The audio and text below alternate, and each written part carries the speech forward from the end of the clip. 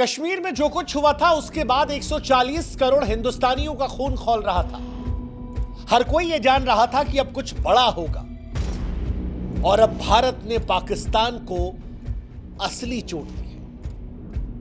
एक ऐसी चोट जिसमें ना टैंक चलाया गया, ना मिसाइल गिराई गई, ना 2016 जैसी सर्जिकल स्ट्राइक हुई और ना 2019 जैसी बालाकोट एयर स्ट्राइक।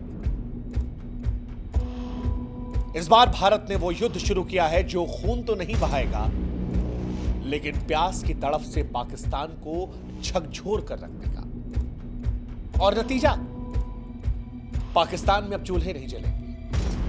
पाकिस्तान में बच्चे प्यास से तड़पेंगे, नौकरियां खत्म हो जाएंगी, कारखाने बंद हो जाएंगे, अस्पताल ठप हो जाएंगे, कराची लाहौर जैसे शहर अंधेरे में डूब जाएंगे, सब्जियों के दाम आसमान छुएंगे, खेत सूखेंगे, किसान भूख से तड़पेंगे, जनता सड़कों पर होगी।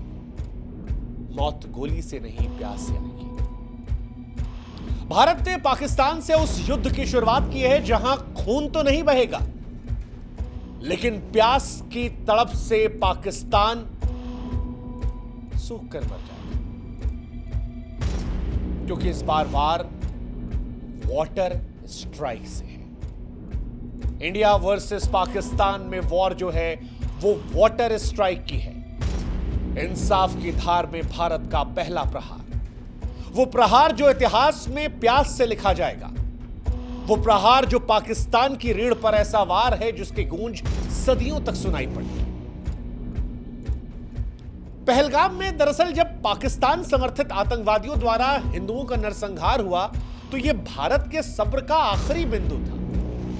और इसके बाद भारत ने वो फैसला लिया, वो समझौता तोड़ दिया जिसे मानवता के लिए उसने तब भी निभाया जब 1965-1971 में भारत पाकिस्तान के बीच में युद्ध हुआ, जब 1993 में पाकिस्तान ने मुंबई में हमला करवाया, जब 2001 में पाकिस्तान ने संसद में हमला करवाया, 2008 में 26/11 का नरसंहार हुआ, 2016 में उरी और 2019 में पुलवामा में हमारे जवानों पर पाकिस्तान ने हमला करवाया। उसके बावजूद भी भारत ने जिस समझौते को निभाए रखा था, इस बार भारत ने अपने सब्र के बांध को तोड़ दिया और बांध को अब रोकने का फैसला किया जो पाकिस्तान को बूंद बूंद पानी के लिए तरसा देगा, पाकिस्तान को अंधेरे में डाल देगा, पाकिस्तान की बर्बादी की तरफ सबसे बड़ा निर्णायक कदम उठा देगा।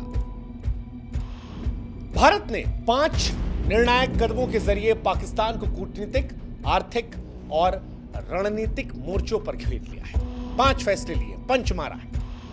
पहला, अटारी बॉर्डर बंद कर दिया है, जिसका मतलब है कि द्विपक्षीय व्यापार, यानी अब भारत से पाकिस्तान में कोई व्यापार नहीं, आवागमन बंद। वो जो बॉर्डर पर हिंदुस्तान पाकिस्तान करते थे वो सब खत्म। दूसरा, सिंधु जल समझौता, जिसे पाकिस्तान की जीवन रेखा कहा जाता है, उस पर प्रहार। तीसरा, भारत में पाकिस्तानी उच्चायोग को बंद कर दिया, कहा सामान पैक करो, यहां से। भारत दुनिया के सामने पाकिस्तान को दिखाना चाहता है कि यह आतंकवाद समर्थित देश है, वो देश जो आतंकवाद को भारत में प्रायोजित करवाता है। और अब भारत पाकिस्तान से कोई रिश्ता नहीं रखेगा। पाकिस्तान हाई कमीशन को भारत से निकलने का आदेश जारी कर दिया गया है। कोई कूटनीतिक रिश्ता नहीं होगा। और यह बहुत बड़ा फैसला है दुनिया के लिए मैसेज देने के लिए कि पाकिस्तान आतंकवादियों को सपोर्ट करता है। पाकिस्तान के अधिकारियों को 7 दिन में दिल्ली से वापस जाना पड़ेगा। पाकिस्तान के जो नागरिक हैं उन पर भी प्रतिबंध लगा दिया गया है। 48 घंटों में उन्हें भारत छोड़ने का आदेश दिया गया है। जितने वीजा थे सब कैंसिल। अब कोई पाकिस्तानी हिंदुस्तान में नहीं आएगा। लेकिन इन सब के बीच सबसे घातक रहा सिंधु जल समझौते का रद्द होना, जिसे वाटर स्ट्राइक कहा जाता है। और यह भारत और पाकिस्तान के बीच में पहले जल युद्ध की शुरुआत है। इससे पहले कि बताएं कि पाकिस्तान बर्बाद कैसे होगा, आपको समझा देते हैं कि सिंधु जल समझौता है क्या। सिंधु नदी और उसकी सहायक नदियां, जिसमें झेलम और चिनाब का नाम है, पाकिस्तान की जीवन रेखा है। ये नदियां 4 देशों से होकर गुजरती हैं और 21 करोड़ से अधिक लोगों की जल आवश्यकताओं को पूरा करती हैं। 1947 से ही इसका विवाद शुरू हुआ था, लेकिन भारत ने तब दिल बड़ा किया और पंडित नेहरू ने साल 1960 में सिंधु जल समझौता किया। वो समझौता जो पाकिस्तान के लिए बेहद फायदेमंद रहा। पाकिस्तान को सिंधु, झेलम और चिनाब नदी का 80% पानी दिया गया। भारत को रावी, व्यास, सतलज का पानी मिला जो टोटल पानी का 20% था। अब यह समझौता पाकिस्तान के लिए लाइफलाइन है। भारत ने, जैसा हमने कहा कि जब तमाम बार तनाव हुए तब भी इस समझौते को ब्रेक नहीं किया, क्योंकि यह समझौता पाकिस्तान को बर्बाद करने के लिए कहा था। और अब जब भारत ने यह कदम उठाया है तो पाकिस्तान पर इसके विनाशकारी प्रभाव पड़ेंगे। कैसे, वो हम समझाते हैं। दरअसल पाकिस्तान की 80% सिंचाई सिंधु और इसकी सहायक नदियों पर निर्भर है। पाकिस्तान में खेती करने के लिए जो 93% पानी का उपयोग होता है वो यहीं से होता है। और बिना पानी के पाकिस्तान के जितने खेत हैं वो सब बंजर हो जाएंगे, फसलें नष्ट हो जाएंगी, किसान बर्बाद हो जाएंगे, हताशा नजर आएगी। ये पहली कहानी है। असर क्या होगा? असर यह भी होगा कि खेत खलिहानों के साथ साथ पाकिस्तान के जो बड़े शहर हैं, कराची, लाहौर, मुल्तान, इन शहरों में जल आपूर्ति इन्हीं नदियों पर निर्भर है। अब पानी की कमी होगी तो लोग एक एक गिलास साफ पानी के लिए तरसेंगे। पाकिस्तान में माएं अपने बच्चों के लिए पानी की तलाश में भटकेंगी। अस्पतालों में मरीजों का इलाज प्रभावित होगा। तीसरा, पाकिस्तान अंधेरे में डूब जाएगा। सिंधु बेसिन पर बने हाइड्रो पावर प्रोजेक्ट पाकिस्तान की बिजली का प्रमुख स्रोत है। पानी की कमी से बिजली का उत्पादन ठप हो जाएगा। पाकिस्तान के बड़े शहर कराची, मुल्तान, लाहौर, ये सब शहर अंधेरे में डूब जाएंगे, कारखाने बंद हो जाएंगे। और अब क्योंकि गर्मी आने वाली है, ऐसे में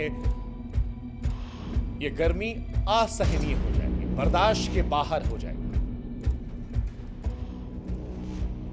पाकिस्तान वैसे भी बिजली संकट का बहुत सामना करता है। बीते साल भी आए दिन पाकिस्तान में ब्लैकआउट हुआ था।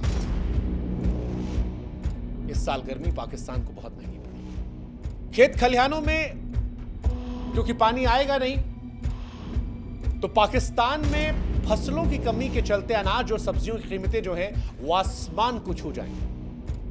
पाकिस्तान वैसे भी भुखमरी कगार पर है, लेकिन अब गरीब परिवारों की थालियां खाली रहेंगी, भुखमरी का खतरा मंडराएगा।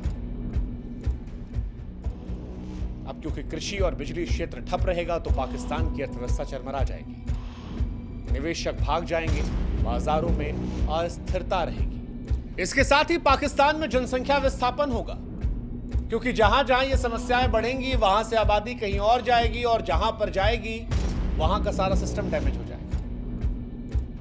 पाकिस्तान की जनता सरकार के खिलाफ विरोध को लेकर सड़कों पर भी आ सकती है। सरकार के खिलाफ पाकिस्तान में नाराजगी बढ़ सकती है और पाकिस्तान में सरकार को तमाम तरह की परेशानियों का सामना करना पड़ सकता है। पाकिस्तान में बेरोजगारी पहले से कहीं ज्यादा बढ़ सकती है, क्योंकि कृषि और बिजली क्षेत्र से ठप हुआ सब कुछ तो अर्थव्यवस्था चरमराएगी।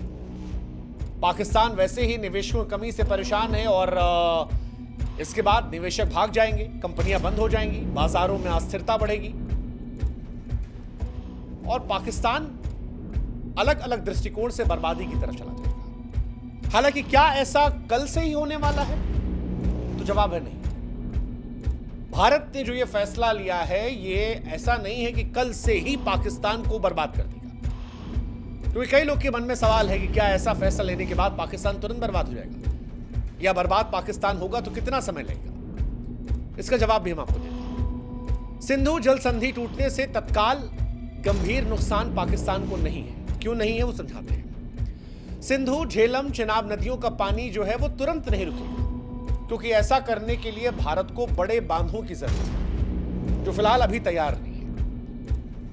इसके अलावा पाकिस्तान के पास तारबेला, मंगल जैसे जलाशय भूजल है, जो कुछ महीनों तक कृषि, पानी, बिजली की जरूरतों को पूरा कर सकते हैं। एक, भारत ने फैसला आतंकवाद के दृष्टिकोण से लिया है, लेकिन पाकिस्तान भी इसके बाद छाती पीटने विश्व बैंक और अंतर्राष्ट्रीय समुदायों के पास जाएगा, मानवता की दुहाई देगा, आवाम को बचाने की अपील करेगा और अंतर्राष्ट्रीय समुदाय के जरिए भारत पर दबाव डलवाने की कोशिश करेगा। हालांकि भारत की सरकार ने जब यह फैसला लिया है तो वो इसके परिणामों से वाकिफ रही होगी कि क्या हो सकता है। तीसरा, पाकिस्तान बारिश या ग्लेशियर पिघलने से बच सकता है, क्योंकि ऐसा रहा तो नदियों में पानी बना रहेगा। पाकिस्तान जो छोटे छोटे नहरें हैं, जलाशय है, भूजल है, उनका इस्तेमाल करके तत्कालिक तौर पर परेशान नहीं होगा। ये बात सच है, तुरंत खतरा नहीं है पाकिस्तान पर। लेकिन एक सच जो है वो ये कि हर पाकिस्तानी के दिल में भविष्य को लेकर डर रहेगा। पाकिस्तानियों में अनिश्चितता बनी रहेगी और जब भी लंबे समय में भारत पूरा पानी रोकने की क्षमता बनाएगा तब पाकिस्तान में असली संकट आएगा। खेती का संकट, नौकरी का संकट, रोजगार का संकट, बिजली का संकट, बर्बादी का संकट, भूख का संकट, और इन सबसे चीखें। अभी यह सिर्फ डर है जो चुपके से पाकिस्तान में खरीद रहा है। लेकिन भारत ने कश्मीर के पहलगाम में जो कुछ देखा, जो कुछ सुना, जो कुछ जाना, उससे जो डर पैदा हुआ, जो गुस्सा पैदा हुआ, जो नफरत आई, उसके बाद मानो पाकिस्तान को स्पष्ट संदेश देने का मन बना गया है कि भारत ना हमास जैसी हरकत बर्दाश्त करेगा और ना पहले जैसी खामोशी। अगर हमला हमास जैसा होगा तो पाकिस्तान को जवाब इजराइल जैसा मिलेगा। और इसीलिए हम कह रहे हैं कि चाहे एयर स्ट्राइक हो या सर्जिकल स्ट्राइक, उससे कहीं ज्यादा भारी ये वाटर स्ट्राइक होगी, क्योंकि ये वाटर स्ट्राइक न केवल पाकिस्तान को झकझोरेगी बल्कि विश्व को भारत की दृढ़ता का संदेश देगी और भविष्य में सुनिश्चित करेगी कि पाकिस्तान ऐसी कोई हिमाकत करने के पहले 10,000 मर्तबा सोचे, अपनी आवाम को लेकर सोचे कि क्या वो अपनी आवाम को यूं मरने के लिए छोड़ देगा। इंसानियत के दृष्टिकोण से भारत के उठाए कदम शायद बहुत कठोर है, लेकिन वो जो एक मशहूर शेर है कि मुख्तसर सा गुरूर भी जरूरी है जिंदगी में जीने के लिए, ज्यादा झुककर मिलो तो दुनिया पीठ को पायदान समझ लेती है।